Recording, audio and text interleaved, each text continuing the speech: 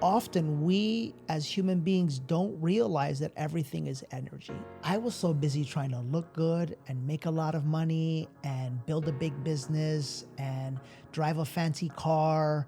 It's all a mask. Because we're following a kind of a blueprint of someone else. I got to a point in my life where I realized that the mask was no longer working and I was left with myself. And I didn't even know who the hell that was. Our life can change. There's nowhere to go. There's nothing to do. It's just, can we allow? What would you say for someone who is like really at the beginning of it all? Where do they start? Go look in the mirror. Is that what you did? No, I'm crazy. Welcome everyone to today's podcast episode. I am in Austin, Texas, and I have a very special guest for you today. I'm meeting Danny Morel. Danny is a wonderful life coach, a spiritual leader, and someone everyone knows out there. Danny, thank you so much for being here today. I'm so happy to meet you. Thank you for having me. I don't know that everyone knows, but whoever knows, I'm glad you guys know our work. So it's nice to be here with you. Thank you, Danny. Today we're going to be real, raw, and authentic on my podcast, and we're going to be here to help you on your healing journey by sharing personal stories and talking about you, Danny. Danny, your life, things that maybe people don't know, but maybe they do, but also things behind the success story of your life. I mean, people know you as the coach, as the spiritual leader. You have retreats, you have coaching all around the globe, but there's more to you than maybe just the success. Somehow, I read a bit about you and I was like, wow, there is a whole story about you, how you transformed yourself in your whole life. What would you like to know? You started your journey in California or New York? I was born in New York, moved to California.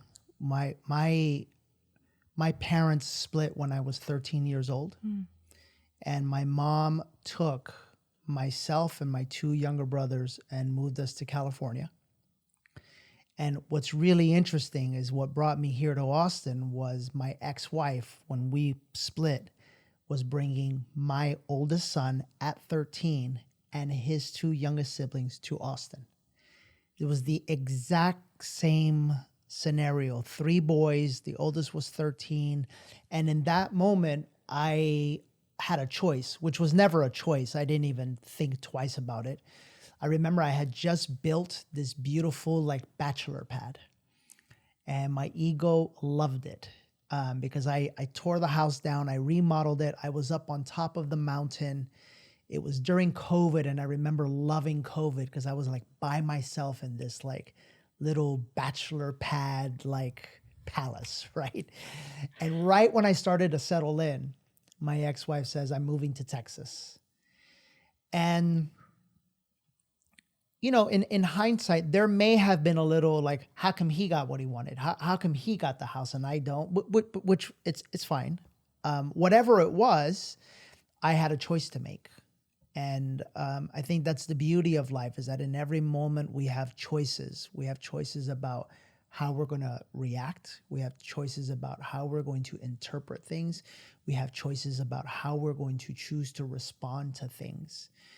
And what happens that most of us don't realize is that we choose from our unconscious patterns, from our unconscious woundings, from our unconscious desires to be seen and heard and to defend and argue and fight. And more than anything, to protect and prove that we are right and you are wrong. And yet when we move closer and closer into our spirit and into our energy, and into the truth of who we are, we start choosing from a different place. We start choosing from a place that is more centered in love and more centered in the truth of who we all are. Not to say that those choices will be perfect, but the deeper and deeper you go inside, the more and more that those choices end up being based off of light and love and not fear and darkness. And that's when life, I think, tends to get like really smooth and in flow, you know? And so in that moment, I chose I don't even think I chose my kids. It wasn't that. I chose my truth, which was I can't live away from my kids. I can't do that because I know what that was like for me when my dad lived far away from me. And I was not going to allow that happen. So anyways, we came to check out Texas and we settled here on Austin.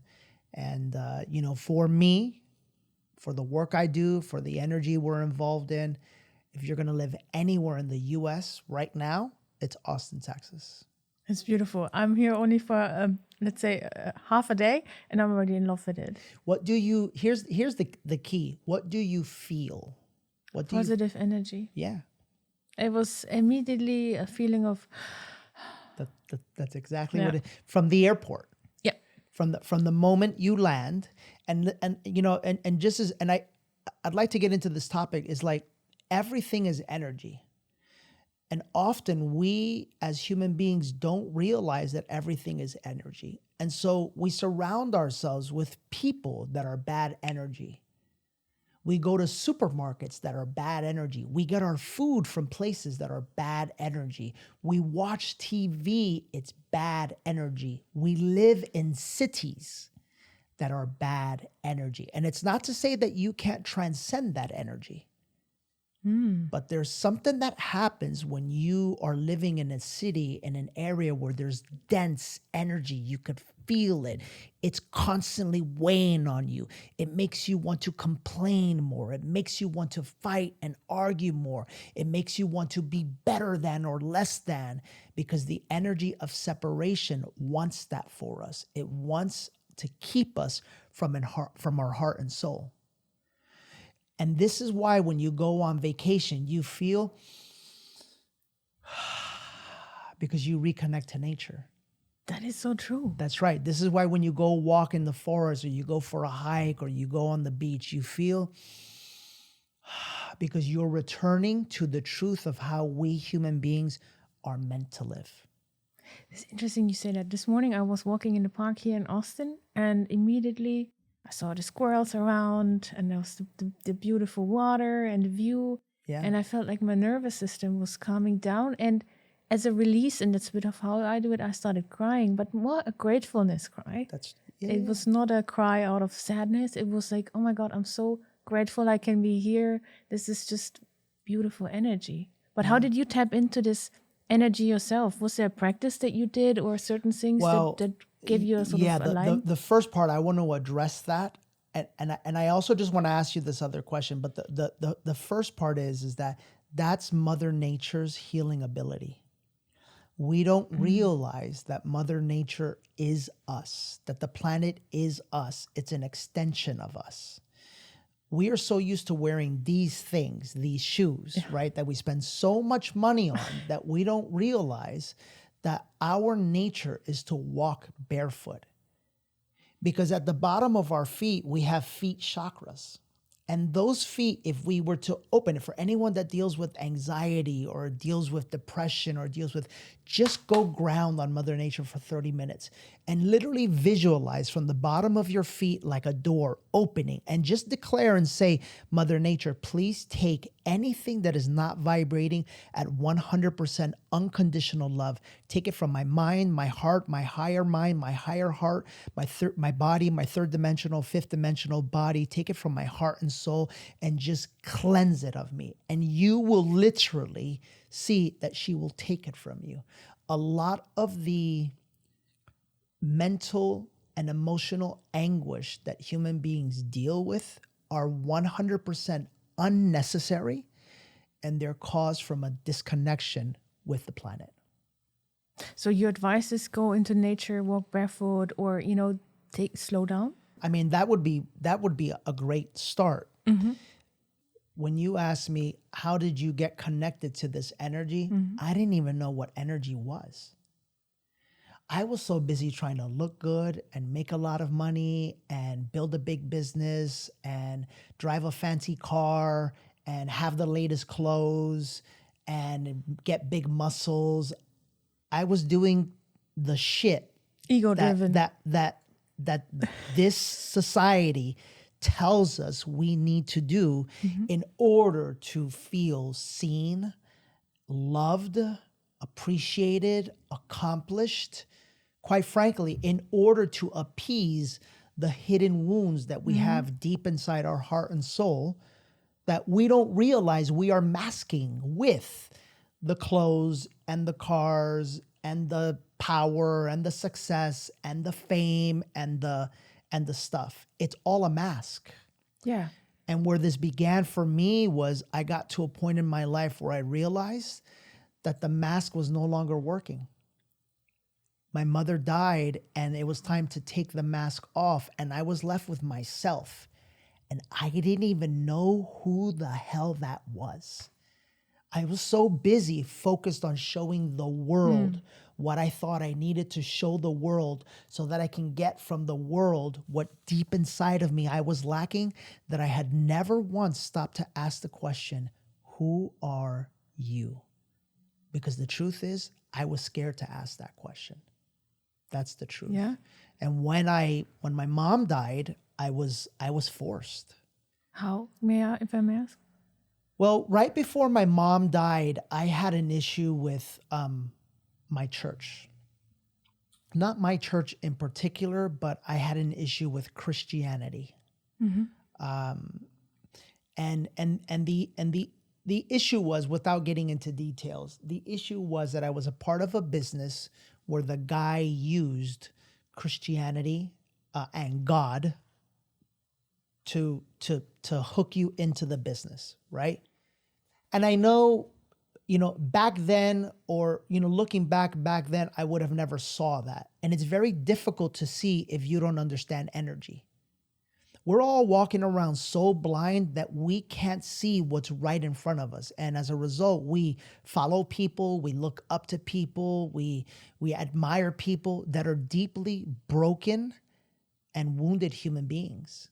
And it's not to say that that's bad. Yeah. It's just we're unconscious of this stuff, So I was unconscious of it. Well, make a long story short, the business fell apart and they actually took all my money from me, for myself, my brother, and my mother, and left us with zero, like absolutely zero. And when I called the guy for help, thinking that he was a god, Good guy, good, nothing. And so that broke my heart.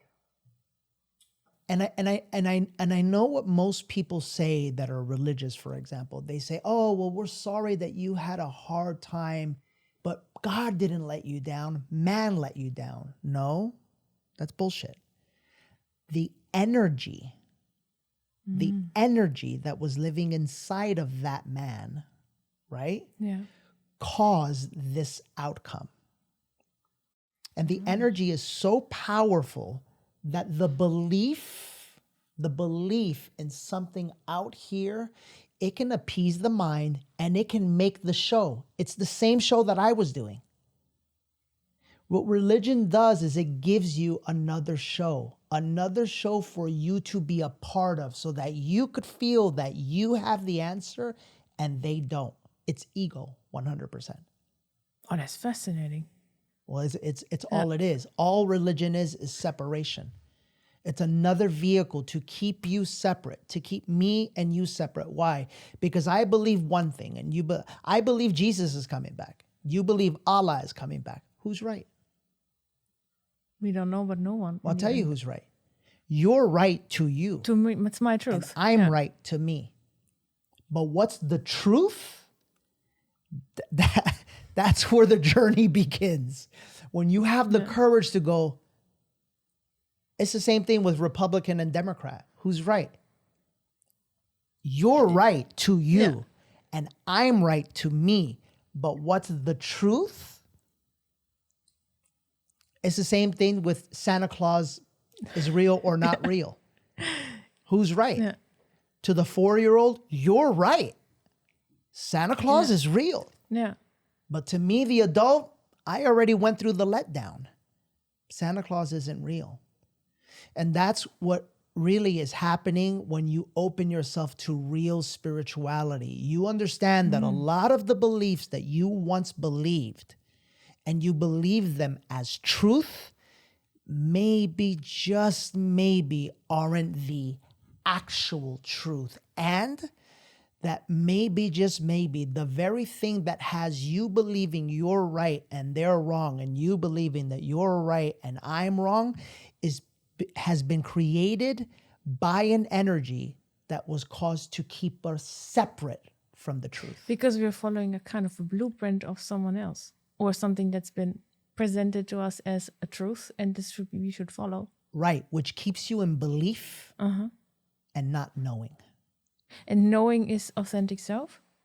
Knowing is where knowing is where all of the masks fall away and all of the lies fall away and all of your fear has to fall away, because there's only one thing that can take you into the truth, and that's courage.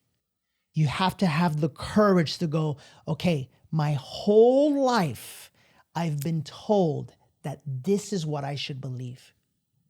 Now it's time for me to discover what's the truth. That means stripping everything away. That means that stripping you know. everything away. Everything away. And that is the deepest fear of humanity. Can I tell you why? Yeah, please.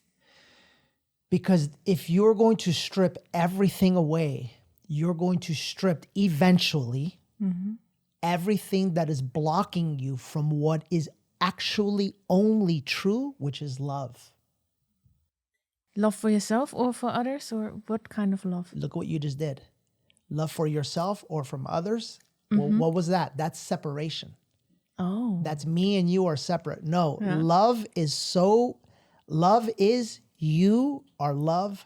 I am love. That means we are. Love. And we are. Together. And we are. United. And one. We're one. That's wonderful. I find this beautiful. It makes me even emotional talking about it. What did you feel? Moved. Because the truth is moving in you. So now let's take it a step further. If you are love and I am love, is the tree love? Yeah. Is the dog love? Also. Is the horse love? Yes. Then what am I and what are you? We all love. That's right. And therefore, we are one with God. And we are the creator of our lives. And the life that we live, we are literally creating it all from the energy that lives inside of us. And the more that we live in fear, the more that we deal with things like ADHD and subscription medication and anxiety and depression and all of that. And none of that is who we actually are. We all are actually love, peace, and abundance. That's a beautiful thing, because when you say that, then I'm immediately thinking we're trying to fix something or be a version of ourselves for society, but that doesn't mean we are authentically true to ourselves or ever find our real identity. Right. We are trying to do something because we believe in the doing of that thing, we will finally get everything we've been searching for inside. And if someone asked, who has maybe never done any work so far, or is hitting rock bottom, or feel like they're like struggling in life, what would you say to them? Where do they start with all of this? Or where did you start in your journey? Yeah, so I'll tell you where they should start and I'll tell you where I started. Everyone has a different path. For me, my path was religion.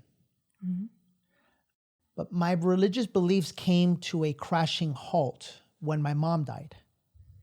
Because my mom was the one that went out. She went to church 2 times a week. She fed the poor. Dedicated. She tithed her money. She did everything. And she still died of cancer. Oh, I'm sorry. And I saw her shrivel away for 5 years. Believing, here we go, that Jesus was going to come heal her. But he never came. Because he was never supposed to come. Because that wasn't his actual message. And so in the anger and the frustration of all of that, no one had answers for me. None of the preachers, none of the pastors, no one. And I wanted answers. Because everything I believe now is obviously not true. It can't be true. It can't be true when your mom dies believing that something's going to happen. What are you going to say? Well, God works in mysterious ways. No. Something either is or something isn't. And so I was so righteous in my religious beliefs. I was the king egomaniac. Wow, that's one thing to say about yourself. I was the greatest egomaniac on planet Earth.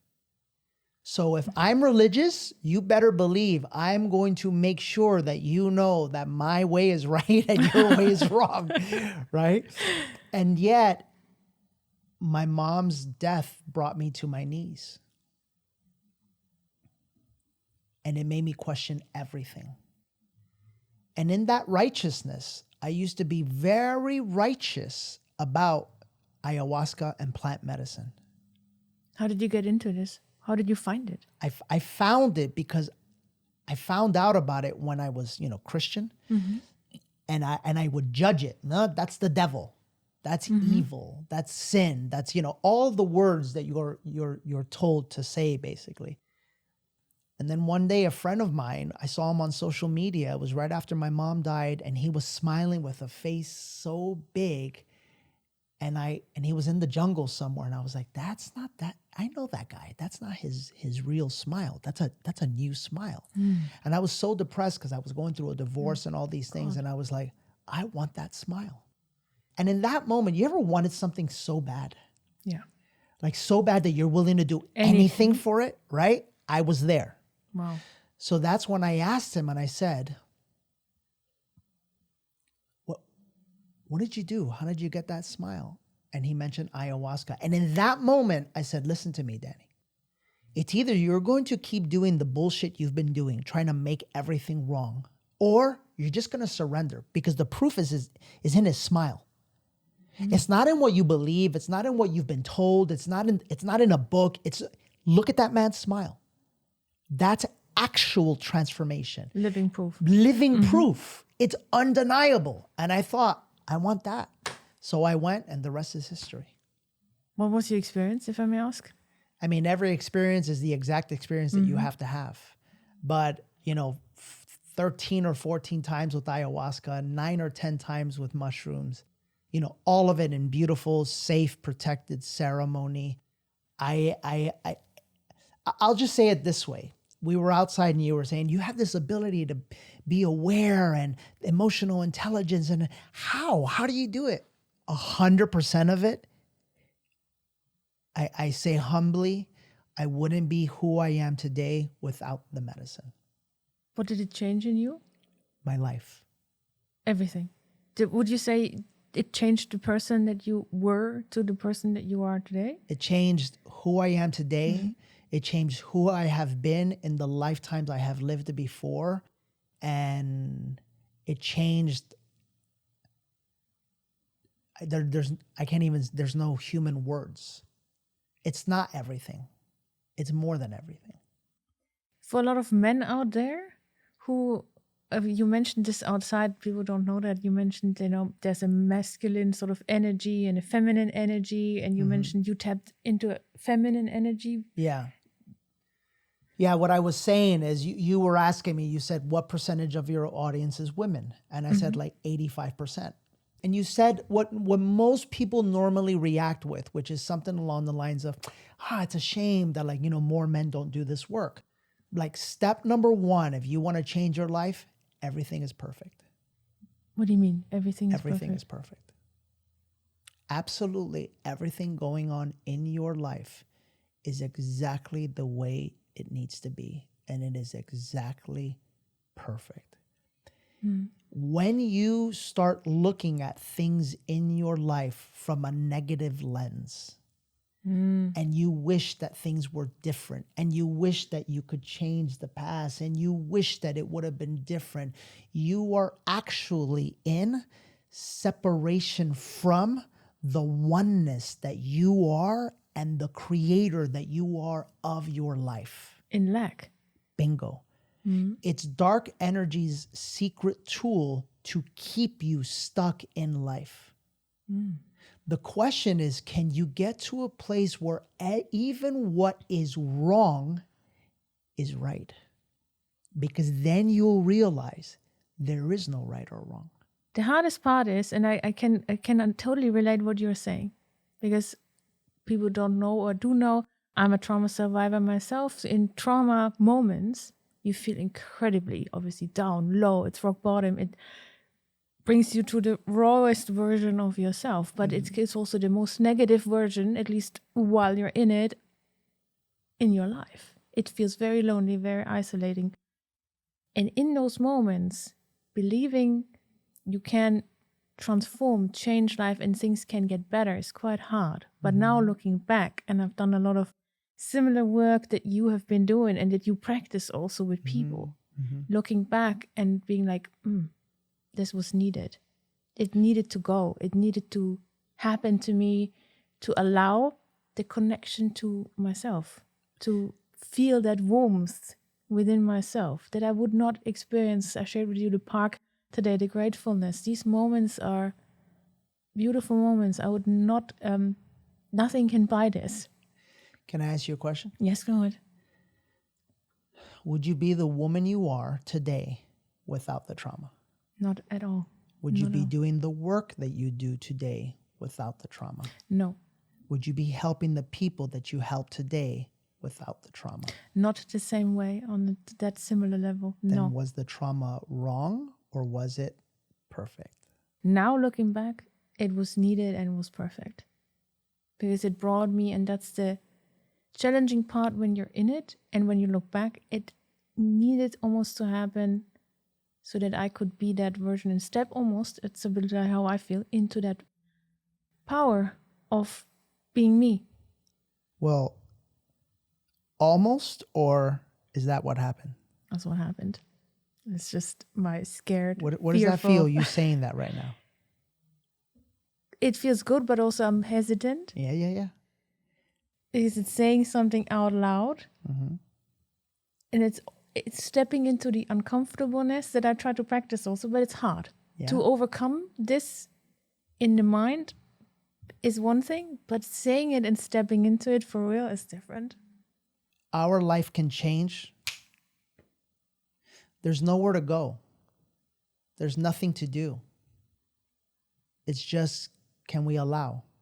And when you were saying the masculine and the feminine allows.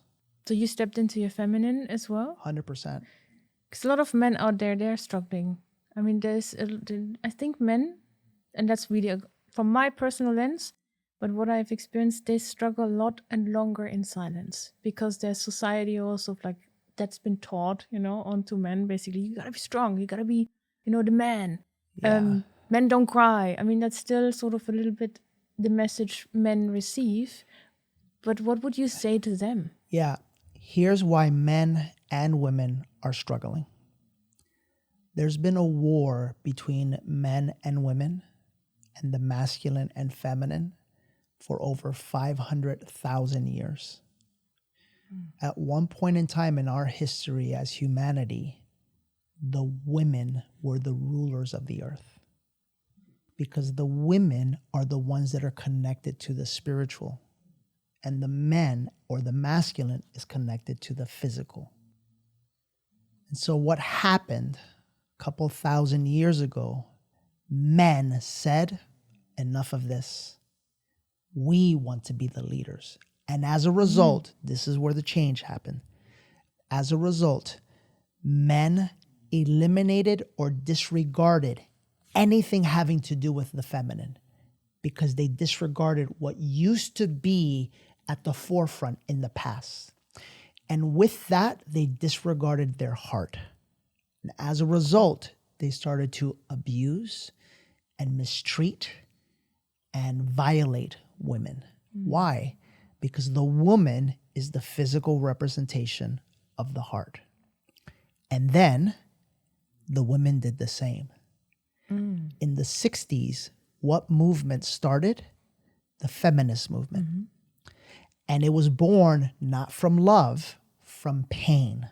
Rightfully so, by the way. Trauma. But exactly. But then the women did the exact same thing. The women disregarded everything they had known in the past, and they went into the mind and they disregarded the heart.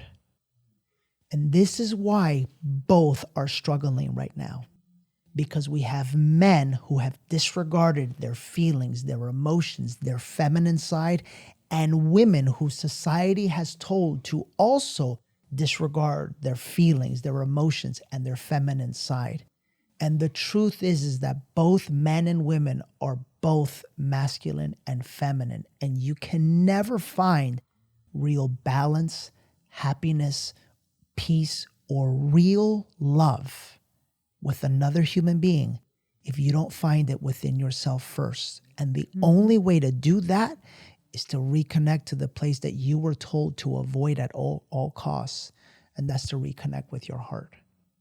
But reconnecting with your heart sometimes can be extremely terrifying because you don't know where you're going. Reconnecting with your heart is the most terrifying thing that a human being can do. Why?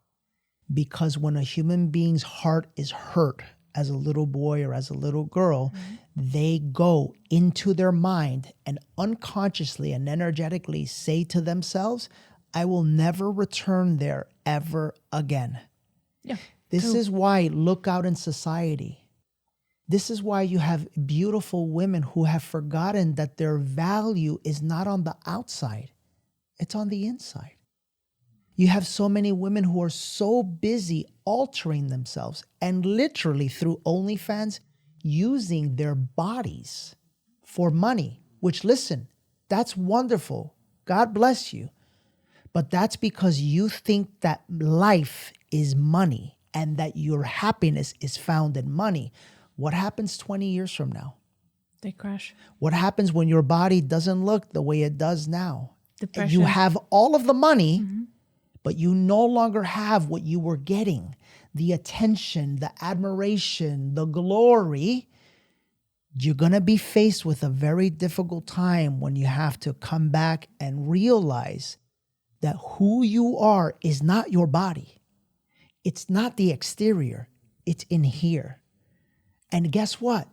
All of it is perfect because everyone calls into their soul's experience exactly what they have to call in to learn the lesson their soul is here on planet Earth to learn. I love that. I really do. So everything is? Love. It's perfect. Energy. And perfect. I love perfect. that one. It's all good. I love the concept of love. Because when you say we have to do the individual work, right? Finding self-love, how do we come together? Well, think about it this way. Like, do you know how many women probably judge women that are on OnlyFans? Oh, but they're on OnlyFans. No, there's no. You are judging them because deep inside you judge yourself. So it's projection. 100. Anything that you have with another human being is a projection. Anything that is not rooted in love is a projection.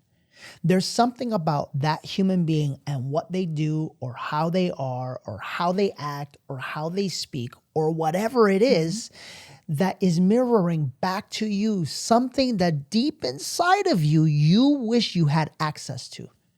Maybe it's to be seen. Maybe it's to be admired. Maybe it's to feel confident. Maybe it's to be connected to your body. Whatever it is, in this case, any judgment you have towards someone else is just a reflection of how you deeply feel within yourself. So basically everything is a lesson learned? I mean, it depends how many lifetimes you plan to be here. But if you were to tell me right now, Danny, I want to be here for one lifetime, I would tell you, then the journey and the purpose is to go into and disregard and disassociate with any fear in your body, the frequency of it, the energy of it, any of it, and return into the energy of love. And when you do that, you will reach what is called enlightenment. And when you reach enlightenment, there cannot be any separation. That means I'm not separate from you. I'm not separate from him or her. And I am not separate from God. Everything is one. And that is why when Jesus was asked, "Are you God?" and they were ready to kill him for his answer, he was not even separate from, or he didn't even have fear of death, because even death is a part of life's process. That is why he was able to answer. What did he answer? I am that I am. Because when a human being reaches enlightenment, they see God and the view of God as one with themselves. What would you say for someone who is like really at the beginning of it all? Where do they start? Go look in the mirror. Is that what you did? No, I'm crazy. That's I'm what crazy. one thing said. I went to Costa Rica and I drank ayahuasca. I'm not, and I am telling everyone, not everyone is ready for that. Yeah. But if you're ready for some deep things, go look in the mirror. Go look in the mirror and you're going to start noticing, like I did, I didn't want to look. I was avoiding myself. I was afraid to look in the mirror, right? I had never sat with myself. As a matter of fact, I spent my entire life running away from myself. And looking in the mirror will force you to do the thing that you're afraid of. Is to look at yourself, to be at peace with yourself, to start loving yourself, to start acknowledging yourself.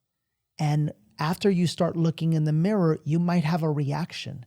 You might see your eyes want to point away. You might feel yourself trying to avoid. Listen to me, please. That's the same way you can't look at your partner with your eyes open during lovemaking. That is so true. Because how can you look at another human being's soul? How can you connect with another human being if you can't first connect with yourself? You have to face yourself first. It's literally impossible. That's the most scariest thing. I gotta say, from personal experience, that doing that work, it really causes you physical discomfort. Yeah. Your body and your mind tell you, get up, don't do it, go away, distract yourself, scroll on social media. So let me ask you a question though. You ready? Yes. You just heard me say, if you're here for one lifetime, what's the goal? To return to love. And if the goal is to return to love, and this is the most beautiful thing, is that all of us, this is how we bring heaven onto earth. All of us return to the truth of who we are, and all of us help each other set each other free. That's when we will experience heaven on earth. That's when war ends. That's when racism ends. That's when poverty ends. All of it ends when it ends inside of you. This is something I really have to say. Even a year ago, I would have not understood. But now, because I've done this also very healing energy things that I was very skeptical of. And I finally reached a point, I guess it's a point in also a personal healing journey. Sure. Where you eventually become open for things. Everything has maybe its time, but your heart opens. It's really not that your mind tells you. It's a heart opening and you're open for things. And I'm like, I couldn't agree more. I'm like nodding along and I noticed, I'm like, yes. This is so beautiful, but this is so hard to put into words, what you're describing. So don't. Be you. The most magical thing that you can be for humanity is you. I couldn't agree more. But it's one of the hardest things to actually do for a lot of people out there. It's to be actually themselves. one of the easiest. All that is required is for you to surrender. Is for you to start becoming aware of all of the parts of you that try to make you nervous and afraid and try to keep you locked within yourself and keep you quiet and shy and closed and away, and start becoming aware of it, and little by little have the courage to go, no, it's okay. I don't want to be that anymore. And you start to be you, because you know what? You know who you are. So it's taking up your space in some ways? It's filling your space? It's letting go. Taking up and filling is masculine. Do you see the words I you see use? that. Yeah. I have to do something. Uh-huh. I'm saying it's Just be. let go of and release. You're already you. We're all already us. This is just trying to keep us from being us. So it's a lot of work here within yourself. The whole game is here. And so when you say it's hard to put into words, for me it's easy. But that doesn't make me better or different than anybody else. Because for you, there's things that are easy that are hard for me. Mm-hmm. You understand? Mm-hmm. No judgment. No. Yeah. Or comparison. Super important. Comparison. How easy we compare, yes. right? Mm-hmm. Comparison is the thing that robs us of all of the magic of life. You're constantly comparing yourself to what others have or where others are in life or how others look and you know what all of it does is it stops you from seeing the beauty that you are. When the negative energy basically 100%. travels through ours. The fact that you're here and you're alive is the greatest gift of all. That's the beautiful message, Danny, that you're saying. Because a lot of people say it always like, yeah, you're good enough, you're worthy. But the way you put it is like, yeah, exactly. Just be you. And don't start from here. Go from here. Yeah. And start exploring here and connecting within yourself. Yeah. There is no clothes, no materialistic things that even matter. None of it matters. No. Danny, I always have a question of everyone who comes to my podcast. If you could travel back in time, can be anywhere, it can be yesterday, it can be in childhood, what would you say to your past self? Nothing. Because I would not have wanted to avoid anything that I went through. I would not have wanted to experience it any other way. I'm a very hard-headed person, and as a result, hard-headed people are gonna get hard things to deal with in life, and it's okay. Because the magic is on the other side of everything that I have experienced in life, there's been a gift. And I think that's the lesson for us all. If we can allow ourselves to let go of the need to go back and wish it was different and if we could have changed it and if we could have taken a different step or made this different investment, that's your head. That's not you. You are love, and you, who you really are, is a perfect embodiment of all that is. And when you can get out of your head and just realize that everything is perfect, you kind of won the game. You're free. And you're free to live. Really live. Do you feel free? 100%. And would you say this is... I'm still... This is why I'm such a proponent of plant medicine. Mm-hmm. Because what the medicine shows you is that all of life is ceremony. And when you go deep in the work with the medicine, whether it's ayahuasca or cannabis or mushrooms or whatever it is, you no longer are avoiding. Because the thing that keeps people from sitting with ayahuasca, for example, is fear. So literally, she is that powerful that just the mention of the word ayahuasca, you start doing what you do. Oh, it's not for everybody. And so-and-so says that I don't have to do it. And no, the answer is within, but that's your head. That's literally fear personified. That's how powerful she is. You literally just mention her name and you...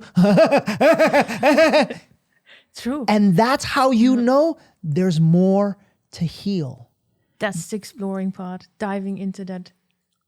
That's it, because the journey of life is to remove fear, to remove judgment, to remove comparison, to remove any negative vibration that lives within you.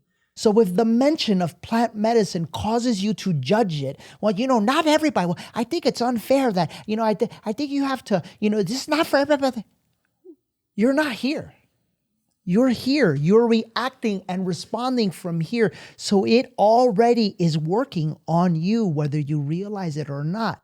because it is literally providing a mirror for the itty little bits of fear and judgment that live inside of you. And all I was crazy enough to do was recognize it and go, oh shit, then I have to go do it. So you tapped into your fears instead of avoiding I them. went in and in and in and in and in. And when I didn't want to go in, I went in again. That's a beautiful message. Tapping into your fears. That's the answer to maybe all the questions that we've had, you know? That's how you can become free. Would you say healing is a never-ending journey? Yeah. There's always something. Do you continue doing something yourself as a daily I'm practice? healing through stuff right now. You get to a point, notice your questions. As a friend, I love you. Do you continue there's nothing to, you get to a point where life, all you have, listen to me. Yeah. This is the secret. Okay. All you have to do is speak out into existence what you want to happen in your life. Do you want to heal? Yes. What do you want to heal? My heart. Okay. All you have to do is you close your eyes. Say this right now. Close your eyes and just say, God, I am ready to heal my heart. I'm ready to heal my heart. Bring to me exactly what I need. Exactly what I need. To heal it. The people. The circumstances. The opportunities. Everything.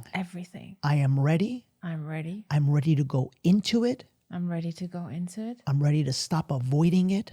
I'm ready to heal my heart. And discover who I really am. And so it is. That, listen to me. That is how powerful we are. Wow. That's all you have to do. Talk to God. I didn't say pray. I didn't say ask. I didn't say hope. Please, could you please? No. Speak. You and the Creator are one. You are the Creator. You are the Savior that you have been waiting for your entire time. Speak it into existence and watch it start happening. It builds trust within yourself. It absolutely does. And watch what will start happening in your life from this day forward. Watch. You're going to text me. Oh my God, Danny. Oh my God. Remember last week when I said that thing? Oh my God. Because it's just humanity doesn't know this. But here's the other thing. Be ready. I am. I'm ready. Because the healing of your heart is no joyride. It's going to get bumpy. And that's the work we do. So come to Awaken, because it's gonna help you tremendously. I would love to. Yeah, you're my guest. Thanks, Danny. I'm going to be there, and I'm gonna share really real, raw, and authentic, also on my podcast, what I'm experiencing. Beautiful. And let's invite them, because I think it's going to be beautiful for them to be there as well. Guys, you should come to Danny's Awakening. You're going to be in Europe as well, I'm going to be in London. London? Yeah. Where else? If they go to dannymorel.com/awaken, I'll be in London, I'll be in Austin, and then I'll be in Anaheim. And these are the last 3 that we're going to do live. It breaks my heart saying that. But hotel costs, et cetera, has just gotten out of hand. We want to be able to make it affordable for all of humanity. That's beautiful. And so we're going to take it virtual so that the price can come down, obviously. And so, yeah, these are the final 3. And people have called Awaken like 30 years of therapy in 3 days. It's that powerful. Oh my God, guys, make sure that you get your tickets, because this is the last chance to see Danny live in person. And I am amazed meeting you today in person. It's wonderful. But I also find it incredible that you make it available for people and accessible. I try my best. That's amazing. Thank you, Danny, for the work that you're doing. Thank you. Looking forward to our next meeting then in London. Let's do it. We'll see you there. Yeah, May 31st. Danny, it's been great. Thank you so much for being on my podcast. Guys, if you like what I've been doing, if you liked this podcast episode, please comment below what is your takeaway from this powerful episode today. And if you really like what I'm doing, please subscribe, hit the subscribe button, and really keep on following my stories and my account so that I can keep doing what I'm doing, help you on your healing journey. Thank you so much, and please take good care of yourself. I'll see you in the next episode.